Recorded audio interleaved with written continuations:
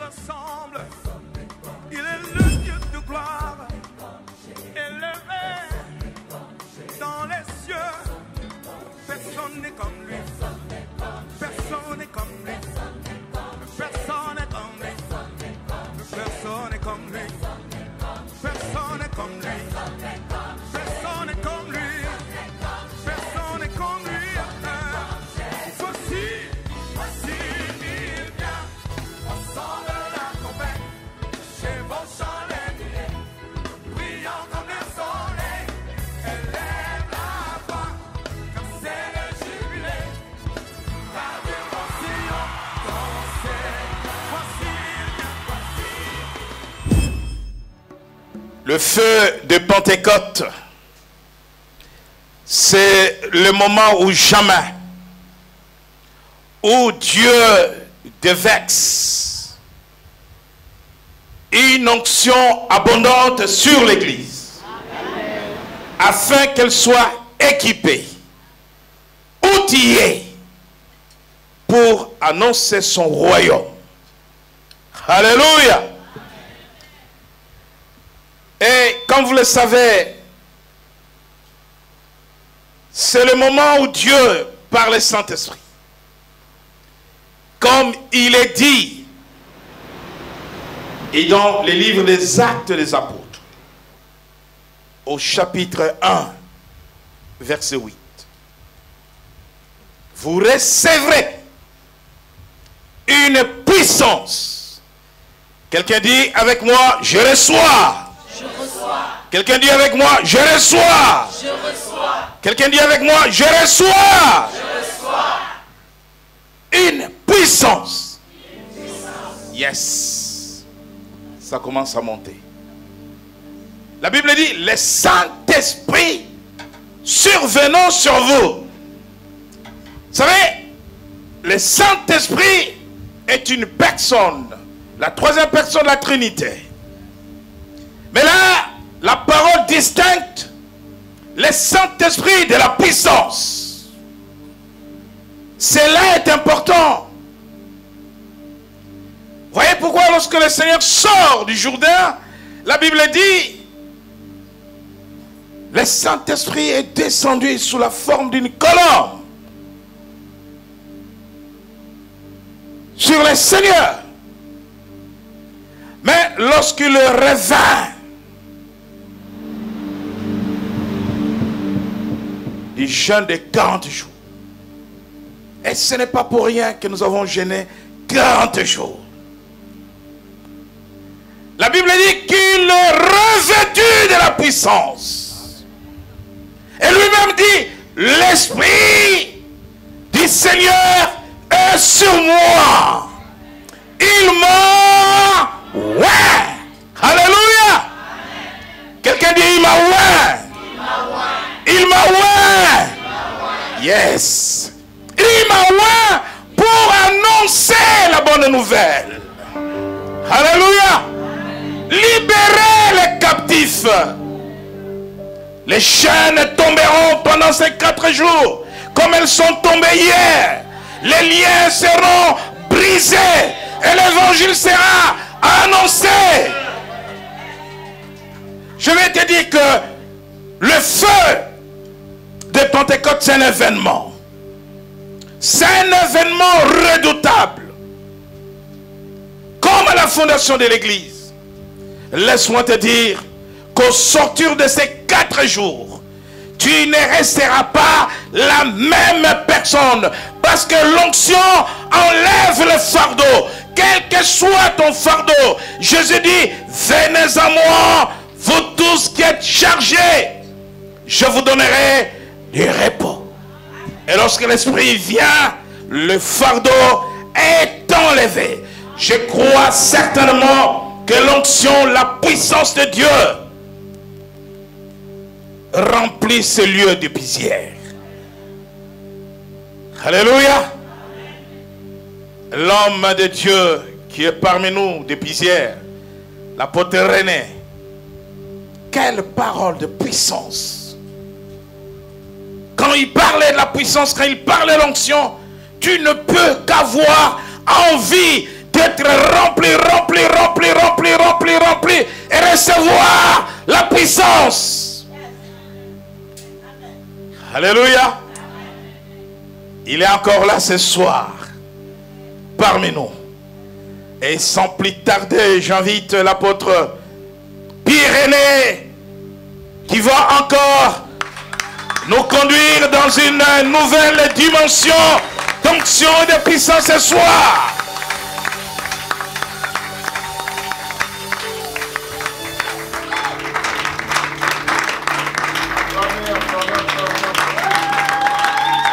Acclamez, acclamez encore bien pour Jésus. Acclamez, acclamez pour le roi des rois, le Seigneur des seigneurs, le maître de l'univers. Il est au rendez-vous dans son puissance ce soir. Et sa parole sera annoncée. Amen. You may be seated. Thank you. Lord, I'll give you my heart. And I give you my soul. I live for you alone. Every breath that I take, every moment I'm away. Lord, have your way in me. Lord, I give you my heart. I give you my soul. I live for you alone. Every breath that I take, every moment I'm away. Lord, have your way in me. Lord, I give you my heart. I give you my soul. Live for you. Lord, every breath that I take, every moment I'm away. Lord, have your way in me. Lord, I give you my heart. And I give you my soul. I live for you alone. Every breath that I take, every moment I'm away. Lord, have your way. Let it rain, let it rain. Open the floodgates of heaven. Let it rain, let it rain. Open the windows of heaven. Let it rain, let it rain. Open the floodgates of heaven. Let it rain. Oh, let it rain. Open the floodgates of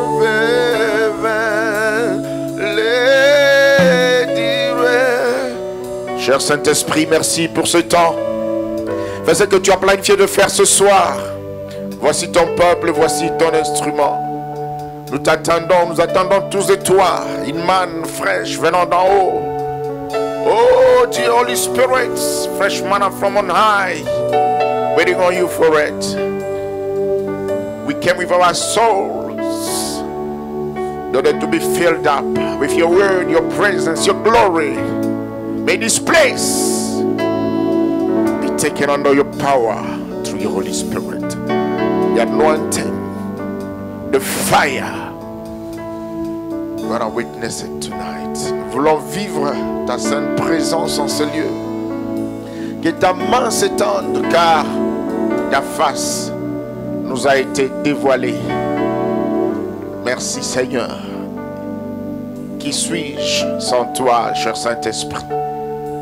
Merci pour l'opportunité, Père. Merci pour la grâce et le privilège.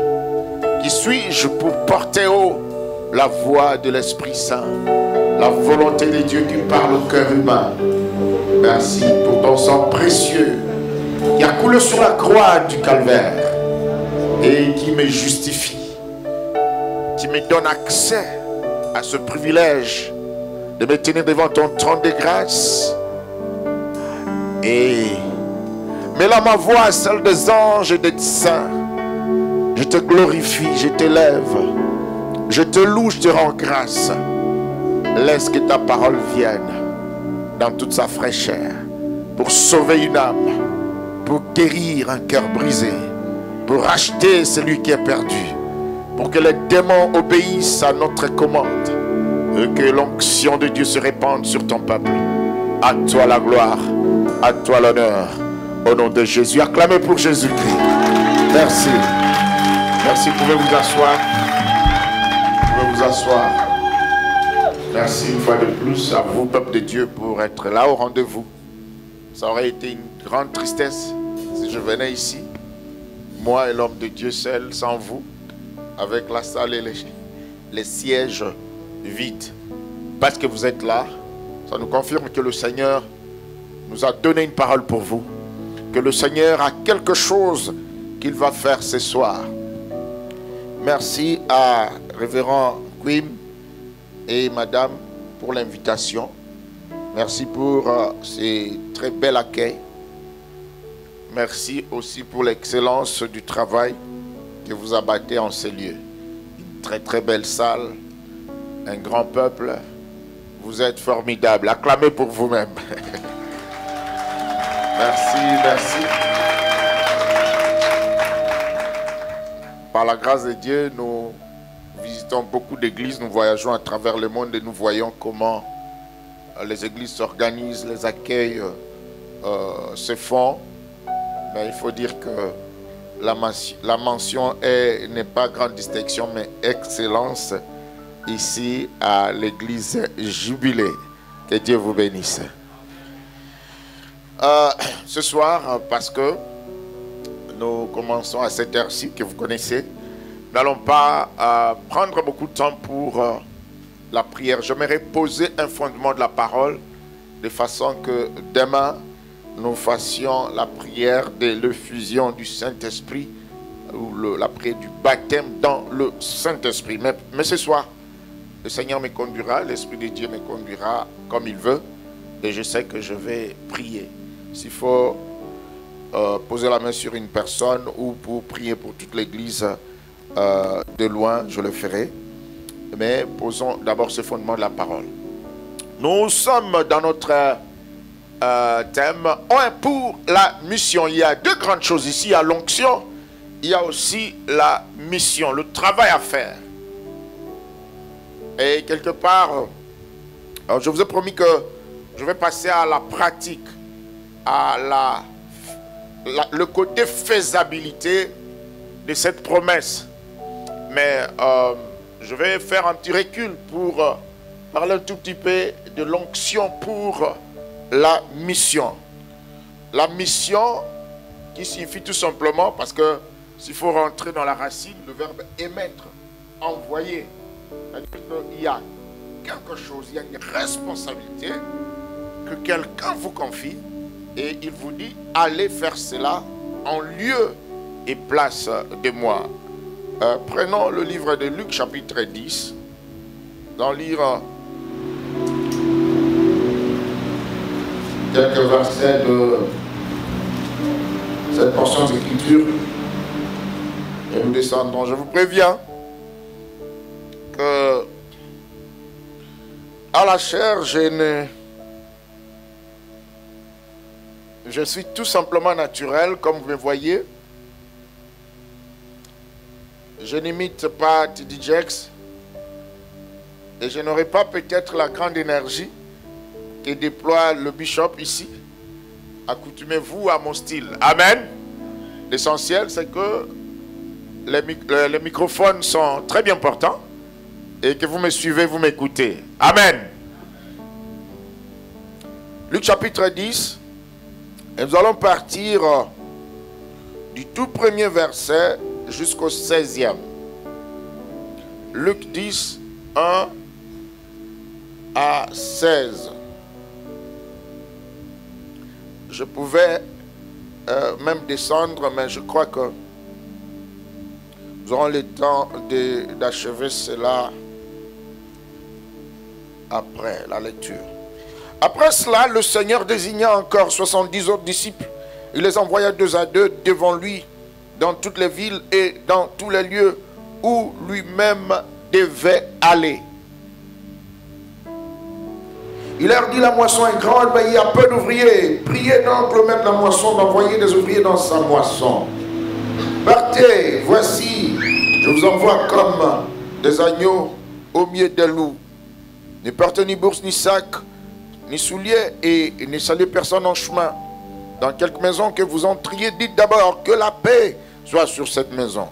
Et s'il se trouve là un enfant de paix, votre paix reposera sur lui, sinon il reviendra à vous. Demeurez dans cette maison-là, mangeant et buvant ce qu'on vous donnera, car l'ouvrier mérite son salaire. N'allez pas de maison à maison. Dans quelque ville que vous entriez, et où l'on vous recevra, mangez ce qui vous sera présenté. Guérissez les malades qui s'y trouvent vraiment, et dites-leur, le royaume de Dieu s'est approché de vous. Mais dans quelque ville que vous entriez, et où l'on ne vous recevra pas, allez dans ces rues et dites, nous secouons contre vous la poussière même de votre ville qui s'est attachée à nos pieds. Sachez cependant que le royaume de Dieu s'est approché. Je vous dis qu'en ce jour, Sodome sera traité moins rigoureusement que cette ville-là.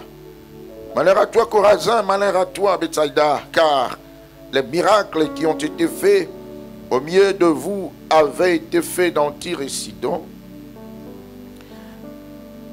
Dans Tyr et dans Sidon, il y a longtemps qu'elle se serait répandue en prenant le sac et la cendre.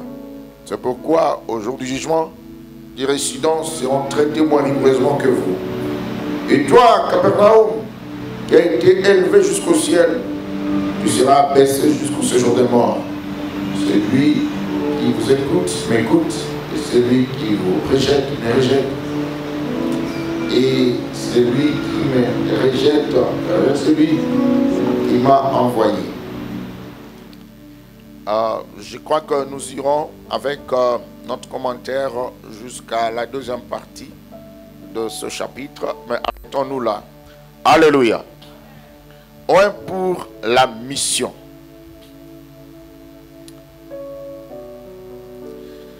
Je veux parler aujourd'hui de la mission et demain de l'onction. Amen.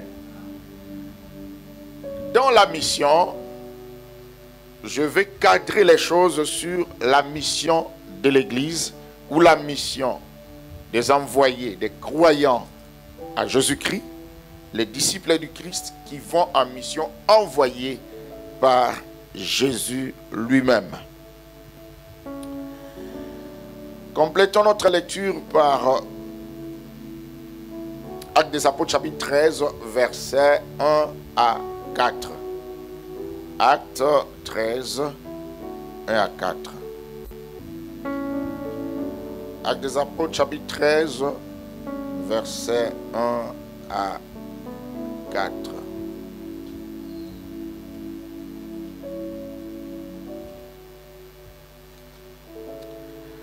Il y avait dans l'église d'Antioche des prophètes et des docteurs.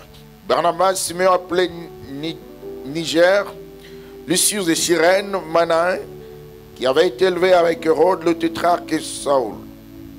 Pendant qu'ils servaient le Seigneur dans leur ministère et qu'ils jeûnaient, le Saint-Esprit dit, mettez-moi à part Barnabas et Saül pour l'œuvre à laquelle je les ai appelés. Alors après avoir jeûné et prié, ils leur imposèrent les mains et les laissèrent partir. Barnabas et Saül, envoyés par le Saint-Esprit, descendirent à Séleucie et de là ils s'embarquèrent pour l'île de Chypre. Amen. Nous voyons ici deux sortes de missions des apôtres. La première mission par le Seigneur Jésus lui-même. Dans Luc chapitre 10, il les envoya. Mais ici, la Bible précise au verset 4, envoyés par le Saint-Esprit. Amen. Je vais parler de la nuance entre les deux. Mais dans mon introduction, j'aimerais dire ceci. Quand nous parlons de mission, c'est relié à l'appel pour un travail que Dieu nous donne à faire. Mission, commission, c'est une charge, c'est un devoir. Chez nous en anglais, on aime dire assignment. C'est un travail que l'on vous donne. C'est lui qui donne le travail. Il va en demander compte. Il y a quelqu'un, vous êtes un travailleur, vous êtes en position de serviteur. Alléluia. Amen. Nous avons ici la notion de la moisson. Donc vous, serviteurs de Dieu, vous, peuple de Dieu qui recevez la mission, vous êtes des moissonneurs. Mais il y a un propriétaire du champ. Il y a quelqu'un à qui appartiennent et le champ et les serviteurs. Il est chef de toute cette organisation. Mais chacun va jouer son rôle dans ces champs-là. La mission, c'est une responsabilité, c'est une charge donnée par un chef, par quelqu'un. Alléluia. Nous ne voyons pas la mission seulement dans le sens de l'étymologie, c'est dans le sens d'envoyer, quitter un lieu à un autre pour exécuter une mission, un travail, bien sûr. Mais la mission, c'est aussi dans le sens de vous avez reçu une responsabilité, un travail à faire. Amen. Dans ce sens-là, il y a plusieurs types de responsabilités ou de missions. D'abord, il y a l'aspect vocationnel. C'est ça que nous appelons l'appel. On peut aussi assimiler la mission à l'appel vocationnel de quelqu'un dans le corps du Christ. Amen. Parlons de l'appel vocationnel, vocare. Je ne vais pas latiniser, mais être appelé, c'est une façon pour Dieu de vous responsabiliser, de vous dire, viens ici et va là-bas. Avant d'aller, il faut venir d'abord. Amen. Tu ne peux pas aller sans venir. Moïse, on doit l'appeler d'abord. Va dire à Pharaon, laisse mon peuple aller. D'abord, Dieu doit t'appeler. Tous ceux qui ont servi Dieu dans le cadre ministériel, dans une grande mission, dans une grande responsabilité dans le corps du Christ ou dans l'accomplissement des desseins de Dieu dans le cadre de son royaume, que ce soit dans l'Ancien Testament ou dans le Nouveau Testament, ils ont d'abord entendu une voix et ils ont vu une lumière. L'apôtre Paul, avant d'être envoyé par le Saint-Esprit, vous connaissez l'histoire de son appel, il était à Dodane, il allait à Damas pour détruire les églises. Il a vu une lumière, il a entendu une voix, c'est pour lui une sorte de buisson ardent. C'est à partir de là que Dieu a parlé. Il a dit, tu iras toucher le monde, tu vas parler au roi et aux simples citoyens, aux sages, aux savants et aux ignorants. Je t'ai tiré des ténèbres pour que tu rentres encore là, libérer ce qui s'y trouve. C'est-à-dire qu'il y a d'abord un aspect de l'appel qui est lié à la conversion et à l'information par Dieu, à la révélation de ton appel, de ton ministère. Tu commences par là. Et pendant cette période-là, tu ne fais rien. Tu peux avoir même des problèmes sérieux. Tu peux même refuser. Tu peux être occupé à autre chose. Mais il y a un appel qui plane sur toi. je vais vous dire une chose. L'appel ne commence pas le jour où on vous impose les mains pour l'onction. L'appel, c'est bien avant ta naissance. L'appel a une origine céleste. Je m'étonnerais de quelqu'un qui dit, on est en train d'étouffer mon ministère. Mais ce n'est pas possible. Avant que tu ne sois né, avant que tu sois né, avant que tu ne fus formé dans le sein de ta mère, Dieu te connaissait et t'avait établi quelque part pour une mission. Alors, lors de la création, il y a eu deux mouvements. Dieu a créé d'abord et seulement les esprits. Dieu n'a pas créé le corps. Il a créé les esprits qui étaient auprès de lui. Mais un jour, il a décidé que cet esprit qui est avec moi ici, cet esprit que je connais par son nom, je vais le larguer sur la planète Terre pour un travail, pour une mission. Comment? Dans le sein de votre mère. Mais sauf le premier humain qui a été formé. Il y a d'abord la création et ensuite la formation. Amen. Dans le sein de ta mère, tu as été formé, mais ce n'est pas le commencement de ton existence. Dieu existait comme un esprit déjà créé. Parce que la Bible nous dit, nous avons été créés à l'image de Dieu. Mais Dieu est esprit. Donc tu avais été créé seulement esprit. Mais quand il décide de t'envoyer en mission, c'est alors que c'est comme les Américains qui vont à la Lune. Avant d'aller à la Lune, ils vont porter des casques, ils vont porter des masques parce qu'ils seront étouffés à cause du manque d'atmosphère là-bas. Donc Dieu revêt ton esprit d'un corps pour une mission. C'est pour une saison, c'est pour une raison que tu es sur la planète Terre. Et Dieu te connaissait avant.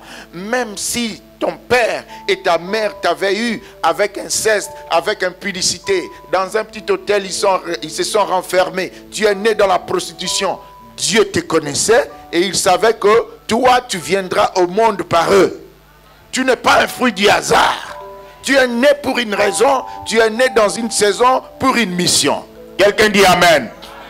Tu as un caractère unique parce que Dieu t'avait chez lui comme esprit.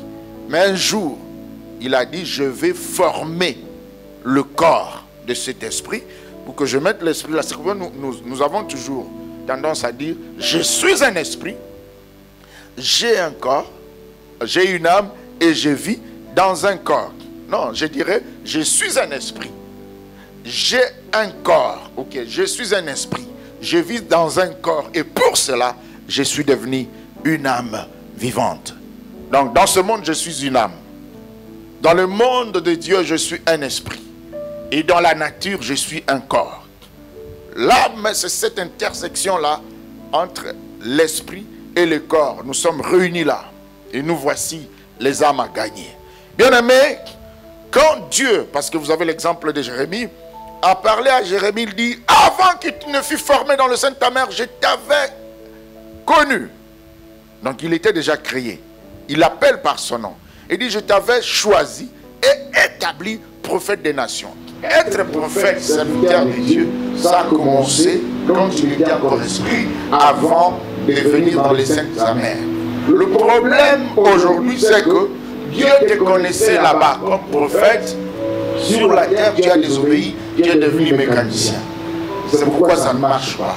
Tu as été créé pour une raison, pour un but. Et aussi, contrairement, il y a des gens qui ont été connus par Dieu, établis comme médecins, comme avocats, mais il s'est improvisé prédicateur sur la terre. C'est pourquoi ça ne marche pas. Dieu t'a appelé pour quelque chose avant ta naissance. La plus grande responsabilité de l'homme sur la planète Terre, c'est de découvrir quel est le don, quel est l'appel que Dieu a déposé en moi avant de me larguer sur la planète Terre. Il y a des gens qui vivent, qui font des professions qui ne leur ont pas été assignées par Dieu. Vous forcez. Et aussi, l'une des places les plus riches de la planète Terre, c'est le cimetière. Parce qu'il y a des gens en qui Dieu a chargé beaucoup de choses, mais qui mourront sans les découvrir, sans les déployer, sans les mettre à jour. L'appel c'est quelque chose de très important dont les chrétiens doivent être vraiment conscients. Tu n'es pas né par hasard. Tu n'es pas une masse de chair. Tu n'es pas en train de végéter. Manquer les papiers, manquer de mariage, avoir une maladie incurable, tout ça, ça n'enlève en rien la nature spirituelle que Dieu avait créée avant de larguer sur la planète Terre pour que tu deviennes aujourd'hui visible. Donc c'est ça le vrai toi, l'esprit qui est en toi. C'est comme ça que Job dit, en réalité dans l'homme, c'est l'esprit. Alors maintenant, venons sur la planète Terre.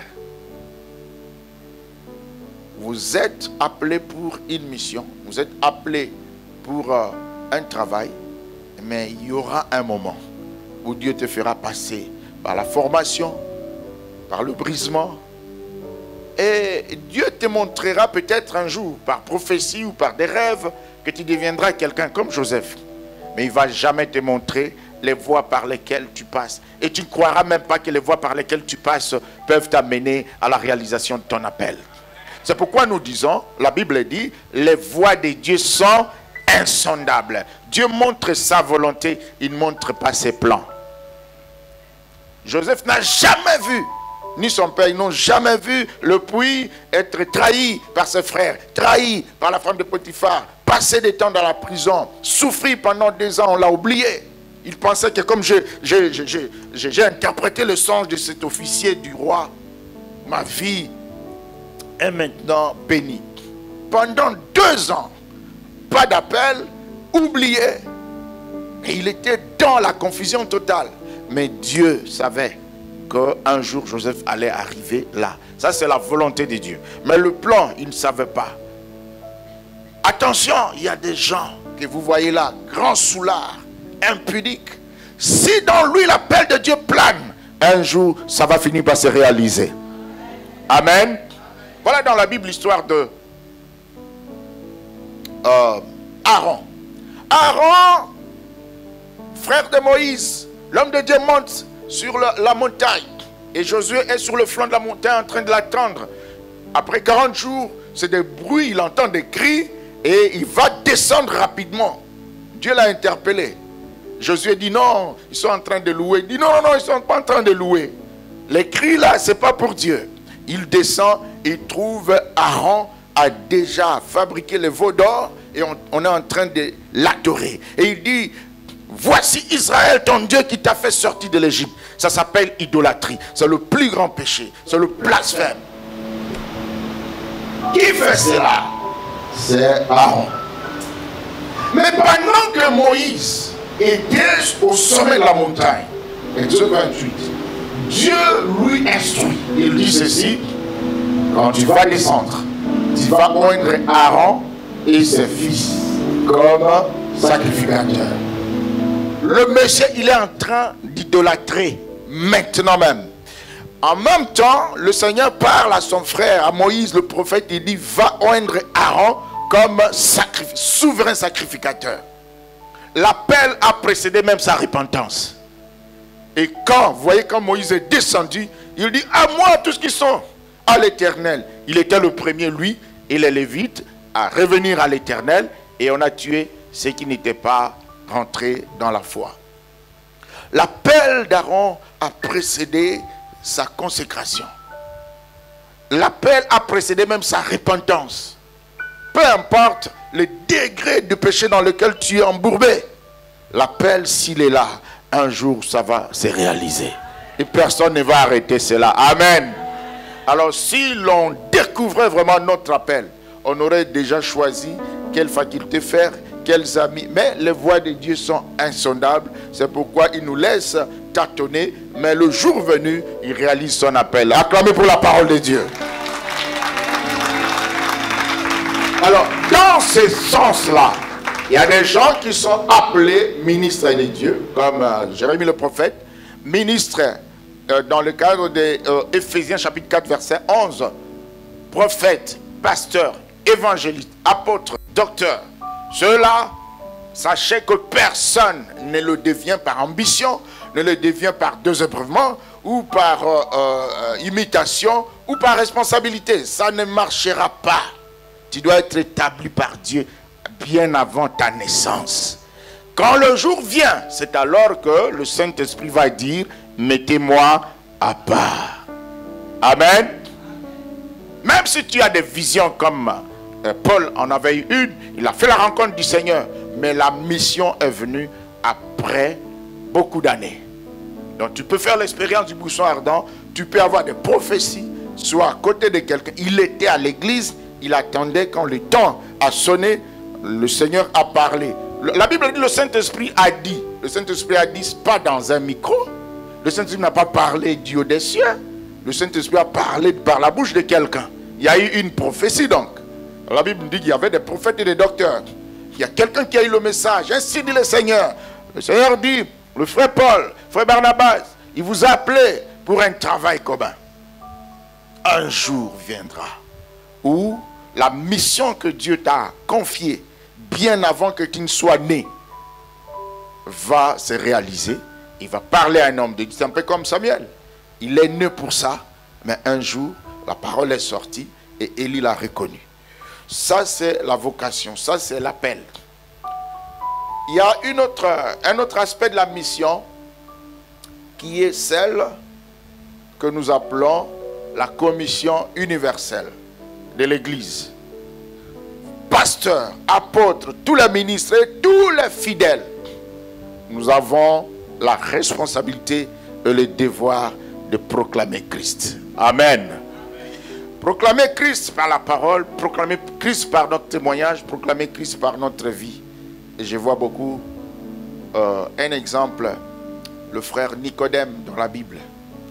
Nicodème n'a jamais été parmi les disciples ambulants de Jésus. Il ne marchait pas avec lui. Il n'était pas dans ce groupe ici. Mais qu'est-ce que Nicodème a fait? Il a accepté Christ.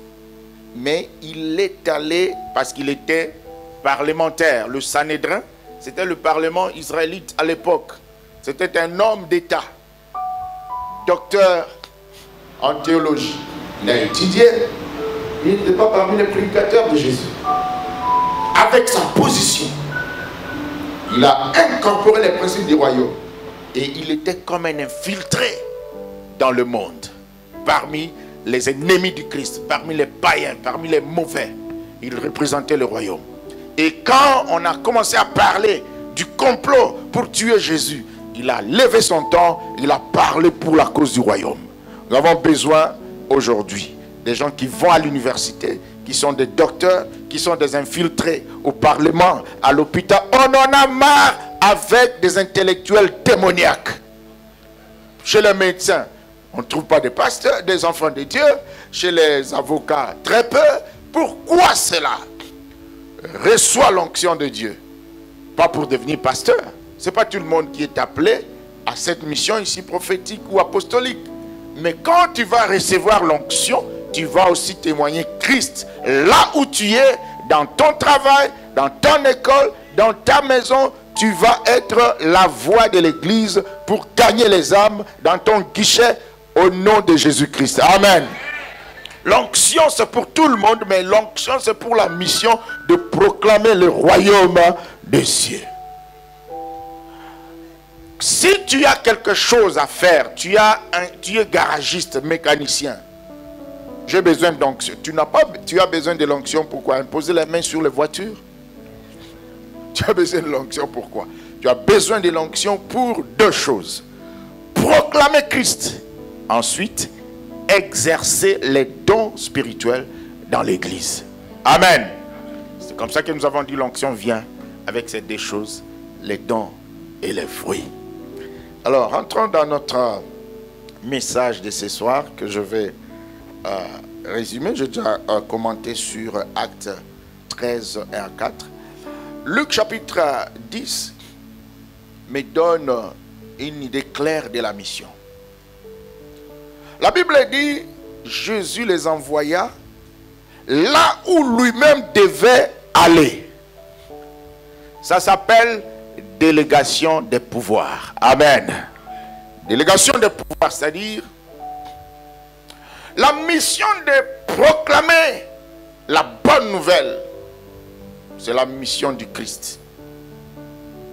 C'est la mission du Christ. Un Christ, c'est un oint.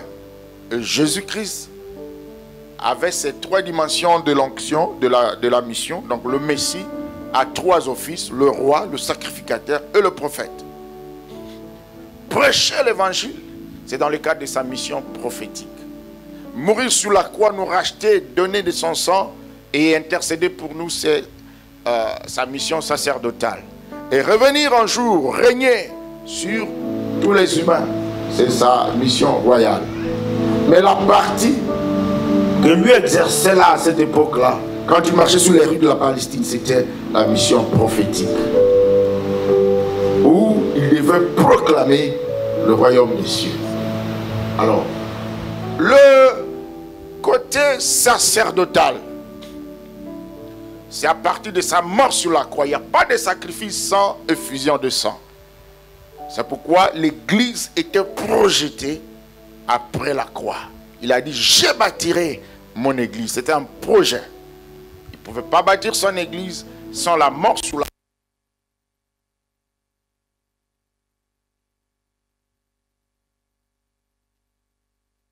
délégation des pouvoirs. C'était juste, les apôtres devaient aller par son onction prophétique. En tant qu'homme de Dieu, il prie pour ces gens, ils vont en mission. Et nous avons aussi parlé de cela hier. Les anglophones appellent cela corporate anointing, c'est-à-dire l'onction qui est chez l'homme de Dieu. Si tu travailles avec lui, pendant ce temps-là, Dieu va t'utiliser avec la même onction. Pas le même degré, pas la même portion. C'est ce qui s'est passé avec Moïse. Il a dit à Moïse: je vais prélever d'un peu de l'onction qui est sur toi et je vais déverser sur les 70 anciens.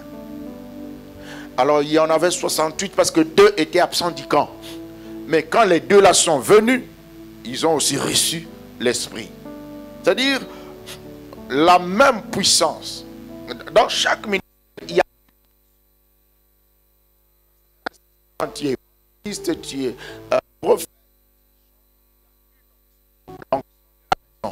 La Bible nous parle de la tête d'Aaron, de laquelle... Alors si vous travaillez sous quelqu'un qui a l'onction, vous travaillez avec son onction ou dans son onction, dans son ministère. Il faudra maintenant que le moment venu et que tu veux établir ton ministère à toi, tu veux faire un travail spécifique. On t'impose les mains comme on a fait avec Paul et Barnabas, c'est alors que tu as une onction spécifique pour ton appel et pour ton ministère. Et sous l'onction de l'homme de Dieu. Amen. Un visiteur qui vient, il travaille aussi sous l'onction de l'homme de Dieu. C'est-à-dire que si, par exemple, il ne t'accepte pas et tu viens par force, parce qu'il y a une pression, non pasteur, ça c'est mon oncle, il faut qu'il prêche, tout ça, à contre-cœur il accepte, rien ne se passera. Il faut qu'il ouvre le cœur.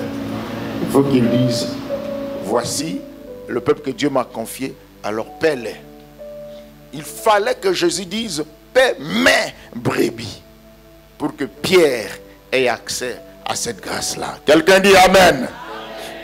Donc Luc chapitre 10, c'est différent de Actes chapitre 1. Parce que ici, c'est le Saint-Esprit qui envoie. Mais Luc chapitre 10, Jésus les envoie parce que c'est onction par procuration. C'est l'onction par mission éphémère. C'est l'onction sous le ministère de quelqu'un, là où il devait aller. Souvenez-vous, quand Élisée voulait prier pour le fils de la femme sunamite, il ne pouvait pas aller. Il a pris son serviteur, il lui donne le bâton. Il dit: va prier pour cet enfant. Et il lui a dit: ne salue personne en chemin. C'est ce que Jésus a dit à ses disciples. Il dit: ne salue personne en chemin. Une façon de revivre les Écritures. Moi, je dois aller là-bas, mais comme je ne peux pas, je vous envoie dans tous ces villages-là en mon nom. Et quand ils sont rentrés, ils ont dit: Seigneur, En ton nom, nous avons chassé les démons. Jésus devait arrêter les choses par là parce qu'ils ont déjà la puissance. Mais non. Ils ont reçu les enseignements du royaume pendant 3 ans et demi. Pendant les 3 ans et demi, il n'y a pas un seul verset dans la Bible qui dise que Jésus a fait son ministère pendant 3 ans et demi. Mais nous comptons le nombre de Pâques qu'il a mangé avec ses disciples. Amen. Alors pendant ces 3 ans et demi, il a donné des enseignements. Mais il a dit, ne partez pas. N'allez pas. Quand il était avec eux, il a dit, allez. Et maintenant, il dit, stoppez. Parce que ça, c'était une mission provisoire. C'était une mission sous mon ministère prophétique. Maintenant, dans le cadre de l'église, c'est différent. Même si c'est différent seulement sur le côté onction, sur le côté puissance. Parce que quand Jésus était sur la terre, la Bible dit que toute la plénitude de la divinité était en lui. Et personne d'autre, alors personne ne pouvait avoir l'onction pendant que lui, il était sur la terre avec son corps humain.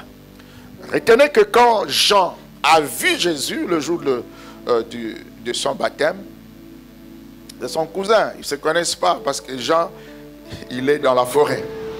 Alors la Bible nous dit que Jean a vu. Quand nous disons souvent, je vois, on dessine la colombe, tout ça partout. Quand nous disons que le Saint-Esprit est descendu sur la forme corporelle d'une colombe sur Jésus, ce n'est pas tout le monde qui a vu. C'est Jean qui a vu parce que Dieu lui a donné un signe. Il dit, c'est lui sur qui tu verras descendre le pigeon. C'est lui. Alors quand il baptisait les gens, il attendait. Et Dieu lui a ouvert les yeux. Il a dit, oh, voici l'agneau de Dieu. C'est lui qui ôte le péché du monde. J'ai vu, il a dit, j'ai vu le Saint-Esprit descendre sur lui sous forme d'une colombe. Alors quand il a présenté le Christ, c'est fini. Parce que c'était ça sa mission. Amen. Si tu accomplis ta mission, tu peux partir. Imaginez-vous, il était en prison, il dit, mais c'est lui qui fait des miracles. Allez demander, allez poser la question à cet homme, c'est lui ou c'est quelqu'un d'autre?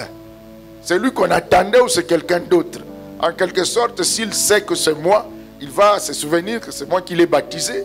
Et puis tantine Elisabeth, c'est ma tante. Donc sur le plan familial, il a la capacité de me faire sortir de la prison. Mais non, Jésus savait que sa destinée c'était de présenter Jésus. Il a déjà accompli sa destinée, il pouvait partir. Amen.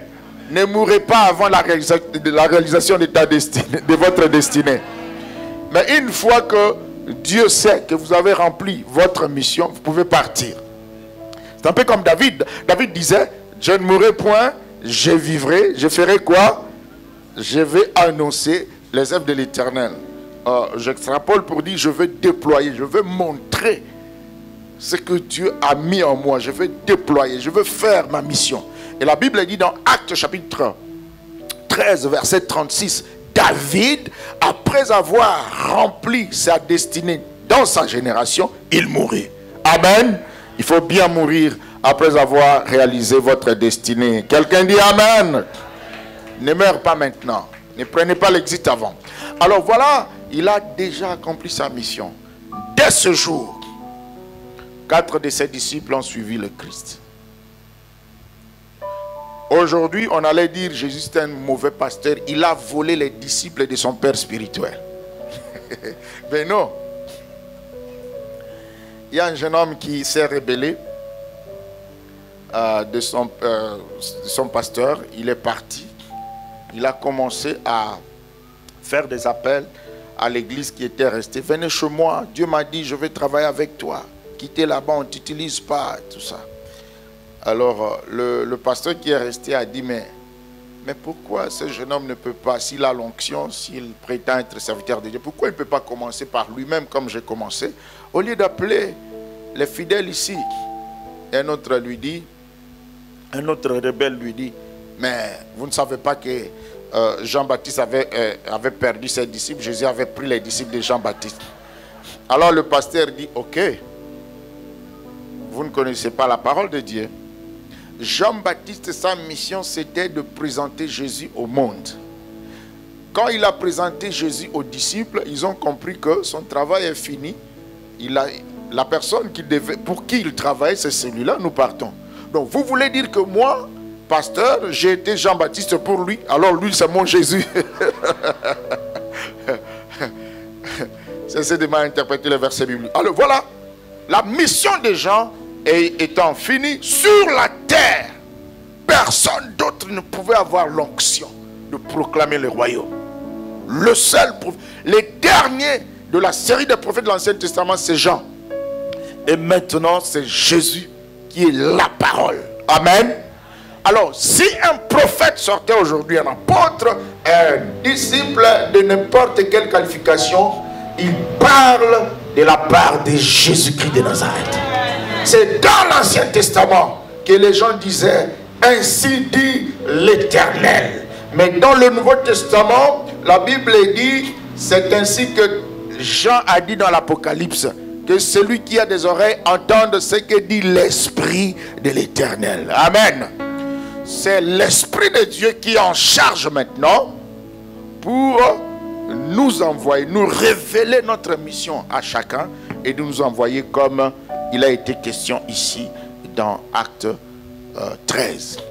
Mais retenez une chose, les grandes lignes de la mission restent les mêmes. Quelles grandes lignes? Il leur a dit, proclamez la bonne nouvelle, prêchez et dites le royaume des cieux est proche. Amen. C'est ça l'évangile. Aujourd'hui, nous proclamons le royaume de Dieu, c'est-à-dire Jésus lui-même, qui est le cœur, le centre du royaume. Nous voulons dire au monde que Dieu est dans ses plans. Il a vu que l'humanité a été déchue. Adam a corrompu toute la race avec son péché. Il y a un nouvel Adam qui s'appelle Jésus-Christ. Dieu est devenu homme. Comme je vous ai dit hier, pour racheter un esclave, il faut que tu sois son proche parent, il faut que tu paies le prix, il faut aussi que la personne accepte. Les deux grandes exigences de la rédemption, Jésus les a accomplies. Pourquoi? Dieu est devenu homme, notre proche parent. Il a rempli la première condition. Deuxième condition, il a versé de son sang le prix, la rançon pour nous racheter, qui équivaut à toute l'humanité. C'est le sang le plus précieux. Le sang de Jésus, à lui tout seul, a la valeur de tous les humains rassemblés. Amen. C'est comme ça qu'on appelle celui-là le sang le plus précieux. The most precious blood. C'est pas seulement le sang. Il est pur et il est le plus précieux. Parce que Acte 20-28 dit que c'est le sang de Dieu. Sans corruption, sans malédiction générationnelle. Et quand tu reçois Jésus, ton sang n'est plus le groupe O, le groupe AB. Tu as le sang de Dieu en toi qui coule dans tes veines. Quelqu'un dit Amen. Jésus, il leur a dit proclamer la bonne nouvelle. Deuxièmement, guérissez les malades. Et troisièmement, Luc 10, toujours au verset 19, il dit, les esprits impurs nous ont été soumis. Je crois que la grande mission, c'est la guérison des malades. Mais non, les esprits impurs. Ce n'est pas tellement une mission spéciale, aller chasser tout ça. Il a dit, en mon nom, vous chasserez les démons. En mon nom, vous guérirez les malades. Ça, c'est la description des miracles. Les miracles vont nous accompagner pour attester sa parole. Mais qu'est-ce qui se passe avec les esprits impurs?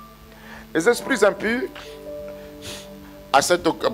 dans les jours qui viennent, les 2 jours, ou à une autre occasion, on va parler un jour de l'origine des démons et des groupes d'anges qui ont fait défection et comment ils s'organisent. Ceux qui sont dans les abysses, il y a une prison spirituelle dans laquelle il y a un groupe d'anges enchaînés là, ne peuvent pas sortir parce que s'ils sortaient aujourd'hui, terrible. Et il y a aussi un groupe de démons qui sont dans les airs, dans les lieux arides, qui n'ont pas de repos. leur repos c'est dans le corps humain.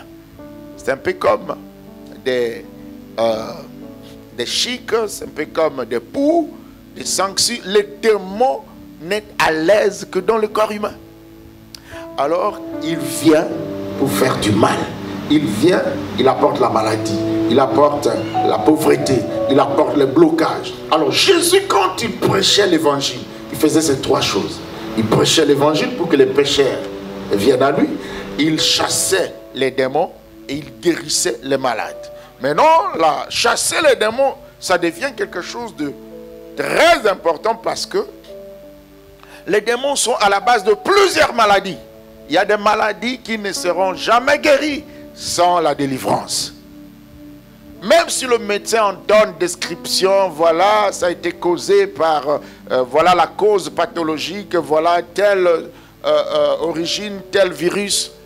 Les démons qui est derrière, s'il ne part pas, il n'y a pas de guérison. Il y a des blocages de finances causés par les démons. Il y a des blocages dans le mariage. Il y a des malédictions générationnelles, de père à fils et de génération en génération, causées par les démons.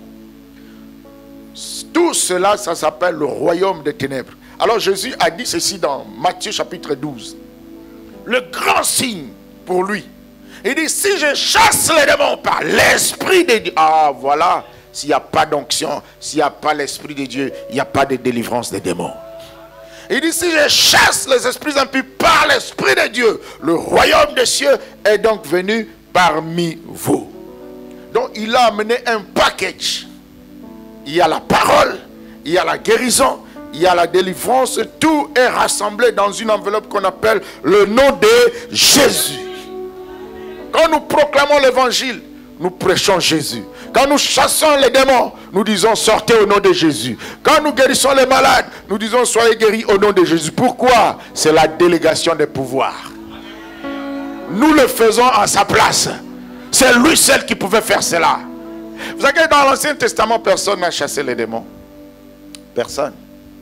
Moïse n'a jamais chassé un seul démon. Avec toute la puissance qu'il avait. Mais qu'est-ce qu'il faisait? Parce qu'il fallait traverser les nations qui avaient des idoles puissants. Il disait une formule de prière. Lève-toi, ô Éternel, afin que tes ennemis, donc les esprits, que tes ennemis se dispersent. Si Moïse ne lève pas les mains au sommet de la montagne, il n'y a pas de victoire. Ce n'est pas chasser les démons. Prenez quelqu'un comme le prophète Élie. Puissant qu'il était. Il ne pouvait pas chasser les démons, il ne pouvait pas délivrer les prophètes de Baal. Il a appliqué la parole qui dit, tu ne laisseras pas vivre le magicien en Israël. Il les a tous égorgés. Si c'était permis aujourd'hui, on aurait égorgé tous les sorciers. Mais une confusion. Parce qu'il ne pouvait pas les délivrer. La délivrance a été causée par quelque chose. D'abord, Jésus lui-même, il n'a pas besoin de dire au nom de Jésus. Dans Marc chapitre 1er verset 21 à 27, il entre dans la synagogue. Un démoniaque était là, il crie, je sais qui tu es, le Saint d'Israël. Tu es venu nous détruire avant le temps. Ah, les démons connaissent. Il y a un temps où ils vont jouer, mais il y a un temps où ils iront en enfer. Ce sera le jugement. Mais avant le jugement, Jésus n'a pas dit détruisez les démons. Il a seulement dit chasser les démons, parce qu'à Dieu seul appartient le jugement. Amen. Parce qu'il se passe des choses dans ces domaines.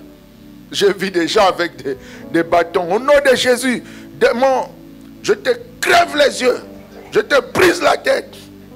Parole en l'air. Mais dans la miséricorde de Dieu, quelque chose peut se faire, parce que c'est homme à la foi. Et il convient de dire, démon, je te chasse au nom de Jésus. Alors, quand Jésus était devant les démons, il les connaissait. C'est lui, le maître. Alors, nous, aujourd'hui, on n'est pas Jésus. Qu'est-ce qui se passe? Il nous a prévenu, il dit, ne partez même pas. Ne partez pas. Quand le Saint-Esprit viendra, alors, vous serez mes témoins. Et il a dit, en ce moment-là, nous allons faire la mission qu'il a déjà donnée. Il a dit, chassez les démons, guérissez les malades. proclamer la bonne nouvelle. C'est par l'onction du Saint-Esprit que l'homme est maintenant qualifié. Nous avons ce privilège plus que Moïse, plus que Élie. Parce que Jésus, quand il est mort sur la croix, le monde voyait un corps pendu sur le bois maudit du calvaire. Mais Jésus en esprit est descendu dans les lieux souterrains. Dans la Bible catholique dit, il est descendu dans les enfers. Dans le monde des esprits. Et la Bible dit dans le livre Colossiens qu'il les a livrés publiquement en spectacle. Une armée qui est arrêtée, qui est désarmée, qui est faite prisonnière, doit à un certain jour faire le défilé d'honneur pour le conquérant. Et là, la Bible, l'apôtre Paul a utilisé des termes militaires de l'Empire romain pour dire il les a livrés publiquement en spectacle. Donc, ils l'ont adoré, ils se sont rendus auprès d'eux, ils ont abdiqué. Alors, la Bible utilise un autre mot. Il les a dépouillés. C'est quoi ça, dépouiller? Un général d'armée, s'il quitte l'armée, il fait la mutinerie, il n'est plus loyal à l'armée républicaine, il est toujours général. Aussi longtemps qu'il a ses barrettes, il a sa tenue, on ne l'a pas arrêté, on l'appelle toujours général en défection.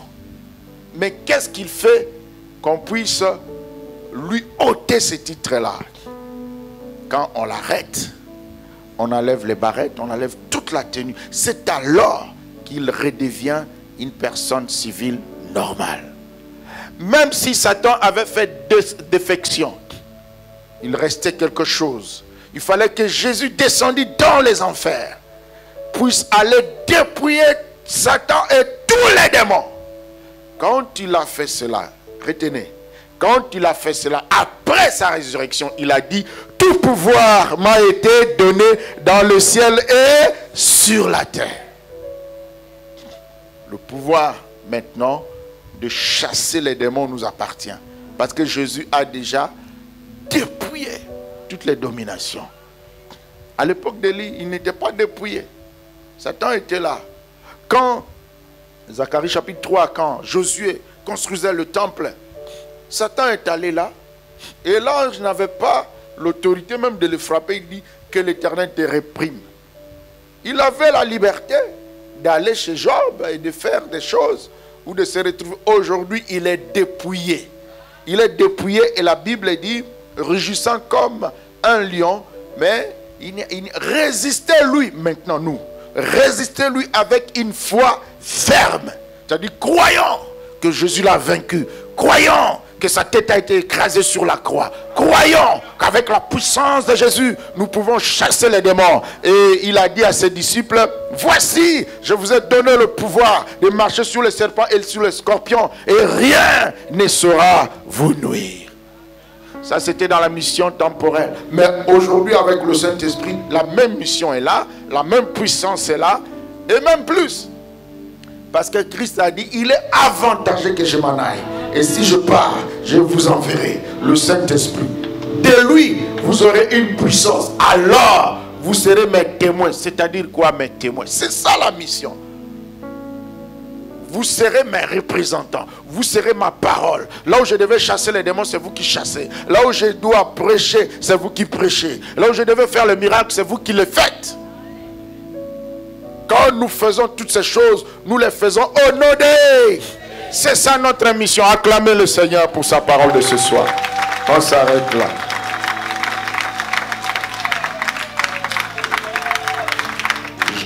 J'ai rappelé, voilà mon résumé, j'ai rappelé qu'il y a plusieurs types de missions. La mission vocationnelle, ça c'est individuel. Tu es né pour une raison. Tu es venu dans ce monde pour une raison et pour une saison. Tu n'es pas un être inutile. Ça, c'est avant ta naissance. Et un jour, ça va se réaliser. Malheureusement, sans suivre la voie du Seigneur, tu peux aussi quitter la planète Terre sans découvrir ta mission vocationnelle. Et tu peux mourir avec toutes les richesses que Dieu a enfouies en toi. C'est pourquoi je disais, d'une des places les plus riches de la planète Terre s'appelle le cimetière, où les gens partent avec les dons non exploités. À part la vocation, nous parlons des dons dans l'église. Il y a les dons ministériels. Éphésiens 4, 11. Je n'avais vraiment pas parlé de cela spécifiquement. Mais j'ai voulu parler plutôt de la mission de prêcher la parole, de chasser les démons, ce que Jésus faisait, que tout le monde dans l'église peut faire, et spécifiquement aussi les serviteurs de Dieu peuvent faire selon leur appel. Mais j'ai dit que la partie que vous voyez dans le titre là, c'était l'onction corporative, où il partait sous la mission du prophète Jésus. Mais quand il est parti avec son onction. Il ne pouvait pas fonctionner. Comme pour vous dire, vous pouvez connaître les Écritures, vous pouvez avoir des diplômes de théologie. Sans l'Esprit de Dieu, vous ne ferez rien. C'est comme ça qu'il leur a dit, attendez, restez à Jérusalem. Et vous avez vu l'exemple. Philippe, quand il est parti à Samarie, il a prêché, les gens étaient convertis, il a chassé les démons, mais il fallait que les apôtres viennent pour imposer les mains, pour qu'ils aient le Saint-Esprit. C'est ça qui va faire la vie chrétienne. Une vie chrétienne sans le Saint-Esprit, ce n'est pas une bonne vie chrétienne. L'onction est là pour deux choses. Ça te donne la vie de Christ, qui est décrite par le fruit du Saint-Esprit. La transformation. Un voleur devient honnête. Un impudique devient chaste. Un violent devient social. Parce que Dieu t'a transformé. Il te donne un peu du caractère du Christ. C'est par le Saint-Esprit. Et aussi le côté service. Prêcher, chasser les démons, chanter. Il y a des choses que tu ne pouvais pas faire. Mais il te donne une aptitude surnaturelle de faire ces choses-là. Donc l'onction du Saint-Esprit dans l'église amène les dons pour que nous les servions, qu'on chasse les démons, pour qu'on prêche l'évangile, et ça amène les fruits pour te donner le caractère du Christ. C'est ça qui te donne la repentance, c'est ça qui te donne la vie nouvelle en Christ. Amen. Est-ce que vous m'avez saisi ce soir? Acclamez, on arrête là.